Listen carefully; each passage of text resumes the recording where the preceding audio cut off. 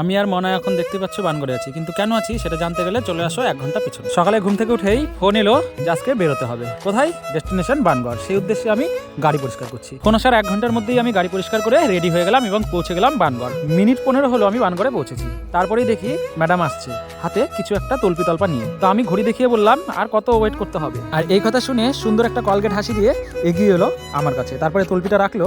তারপরে কিছুক্ষণ আমরা ঢং করলাম। ম্যাডামের বানগড় পৌঁছতে না পৌঁছতেই অভিযোগ শুরু। এই যে সোয়েটারে সেফটি পিন আটকে বসে আছে। জিজ্ঞাসা করতেই মনসা ঠাকুরের মতো ফোঁস করে উঠল। এতক্ষণ পরে বুঝলাম কেন ফোঁস করছিল। এই যে দেখো খৈনি ডলছে সকাল সকাল। খৈনি মুখে নিয়ে ফুল এনার্জিতে ম্যাডাম এক এক করে তার তল্পি তল্পাগুলো বের করতে থাকলো তার ওই সেই জাদুই পুটলি থেকে। আর বানগড়ে এসে কে মাথা হাসরায় ভাই চিরুনি নিয়ে। কিছু আর বলা যাবে না, কারণ মনসার মতো আবার ফোঁস করে উঠবে। তোমরা কমেন্ট সেকশনে জানাও তোমাদের কোন কোন ফ্রেন্ডরা এইভাবেই ঠিক মাথা হাসরায় বিভিন্ন জায়গায় গিয়ে। আর হ্যাঁ, যে জন্য বানগড়ে আসে, আজকে আমার জন্মদিন। আর ম্যাডাম আমার জন্মদিনটাকে আরো স্পেশাল করে তোলার জন্য এই অ্যারেঞ্জমেন্ট গুলো করেছে। তো তোমরা দেখতে থাকো, আশা করি তোমাদের খুব ভালো লাগবে। জন্মদিনের এক্সাইটমেন্টে ম্যাডাম আমার কেকে নাম লিখতেই ভুলে গেছে। কি আর করা যাবে, অগত্যা এইভাবেই সেলিব্রেশন করতে হলো। নাম নেই তো কি হয়েছে, তাতেও আমার মন খারাপ হলো না, কারণ ম্যাডাম তার সুন্দর হাত দুটি দিয়ে সুন্দর সুন্দর সুস্বাদু খাবার বানিয়ে নিয়ে এসেছে আমার জন্য। এবার আসি সেলিব্রেশনে। এই যে দেখো, সেলিব্রেশনে একটা ঘটনা ঘটে গেছে, কারণ ম্যাডাম যে ঝাড়বাতিটা নিয়ে এসেছে সেটা হাজার চেষ্টাতেও আমি ধরাতে পারলাম না। একের পর এক পুরো ম্যাচটা খালি করে দিলাম, তবুও ধরাতেই পারলাম না। আমি কৌতূহলবশত ভিতরে চেক করে দেখলাম, দেখি ভিতরে ফাঁকা। তাই সেটাকে তুলে পুনরায় চেক করে বাড়ি বুড়ি দিয়ে আবার চেষ্টা করলাম ধরানোর, কিন্তু তাতেও আমি বিফল। মনাকে এটা দেখাতেই বলছে না, না ভিতরে এমনই থাকে। আমিও বললাম ঠিক আছে তাহলে হয়তো থাকবে, তাই আবার পুনরায় চেষ্টা করলাম, কিন্তু তাতেও আমি বিফল হলাম। এদিকে মনা বলছে ঠিক আছে আমি চেষ্টা করছি, আমি জ্বালিয়ে দেখাবো। পারুক আর নাই বা পারুক, গলার জোর থাকলে বিশ্ব জয়। তাই সেই চেষ্টাতেও মনা বিফল, কারণ মনাও ধরাতে পারলো না। নিজের উপরে এবং ম্যাচ বক্সের উপর অত্যাচার বন্ধ করে শেষ পর্যন্ত ঠিক হলো এইভাবেই সেলিব্রেশন হবে।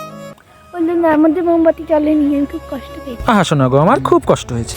সেদিন একটা পুচকে ছেলে আমাকে কাকু বলায় আমার একটু রাগি হয়েছিল, কিন্তু আজ বুঝলাম যে কেন আমাকে সেদিন কাকু বলেছিল। দেখতে দেখতে আমি 28-এ পা দিলাম। বুড়ো ধামড়া হয়ে যাচ্ছি, কিন্তু সফলতা এখনো পাইনি। তোমাদের ভালোবাসা পেলে অবশ্যই পাবো। আর মনা এইভাবেই আমার দিনটিকে আজ স্পেশাল করে তুললো। যাই বলো তাই বলো, কেকটা কিন্তু খুব ভালো ছিল। তার থেকেও যেটা সব থেকে বেশি ভালো ছিল সেটা হচ্ছে মনার হাতে তৈরি পায়েস আর এই পাস্তাটা। কারা কারা মনার হাতের পাস্তা খেতে চাও তারা অবশ্যই কমেন্ট করো, তাহলে তাদের বাড়িতে আমি পার্সেল করে পাঠিয়ে দেবো এই পাস্তা। মনার হাতের পাস্তার এত স্বাদ, তাই পাস্তা খেয়ে আমি খুঁজে পাচ্ছিলাম না ঘুরতে যাওয়ার রাস্তা।